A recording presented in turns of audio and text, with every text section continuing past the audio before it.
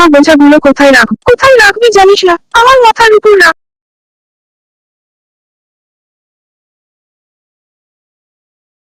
একটি গ্রামে তিন ভাই বাস করত। গ্রামের কাজ না থাকায় তারা শহরে যাওয়ার সিদ্ধান্ত নেয়। তারা তিন ভাই রাস্তা দিয়ে হাঁটতে থাকে।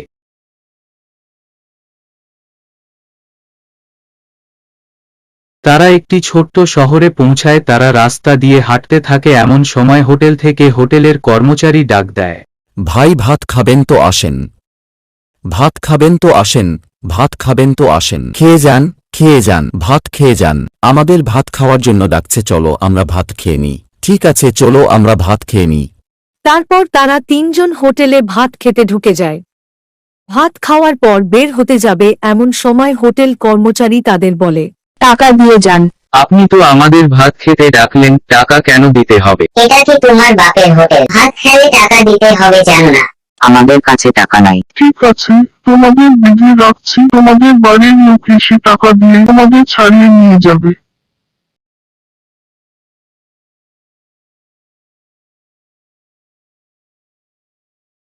তুমি এবার বেঁধে রেখেছো কেন? এরা ভাত খেয়ে টাকা দেয়নি, তাই বেঁধে রেখেছি। কত টাকা হয়েছে বলো, আমি দিয়ে দিচ্ছি। 330 টাকা।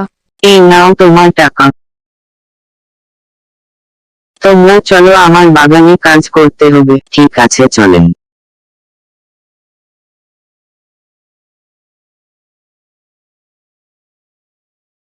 তোমরা বাগানটা ভালো করে পরিষ্কার করবে, কোনো কিছু যাতে বাকি না থাকে। আর ডালপালাগুলো আমার মা যেখানে রাখতে বলবে সেখানে রাখবে। ঠিক আছে মাস্টার মশাই, আপনি যান, আমরা কাজ করছি।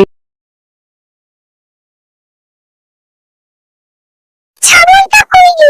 জানি না। কেন ছাগলটা দেখে রাখতে পারিস না? তুমি দেখে রাখতে পারো না? এটা কি তোর বাপের বাড়ি? এটা কি তোমার বাপের বাড়ি? আমার ভাতারের বাড়ি। আমারও ভাতারের বাড়ি। তোর বাপের বাড়ি তুই থাক, আমি হাঁটলু। তারপর তারা মাঠ থেকে বোঝা নিয়ে বাড়ি আসে।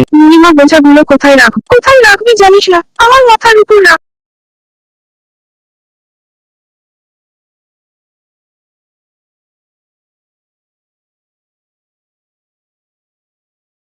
বাগানটা দেখে আসি কেমন ভাবে পরিষ্কার করলো।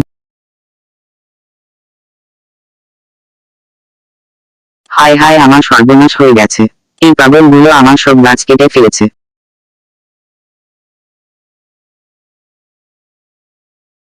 তোমরা গাছগুলো কেন কেটেছো? আপনি তো বলেছেন বাগানে যেন কিছু না থাকে। হায় হায়, আমি এখন কি করব? আর এইগুলো এখানে কেন রেখেছো? আপনি তো বলেছেন আপনার মা যেখানে রাখতে বলবে সেখানে রাখতে। আপনার মা এখানে রাখতে বলেছে তাই এখানে রেখেছি। আমার মা কই? ওই তো লুকড়িগুলো তোলে, লুকড়িগুলো সরাও তো দেখি।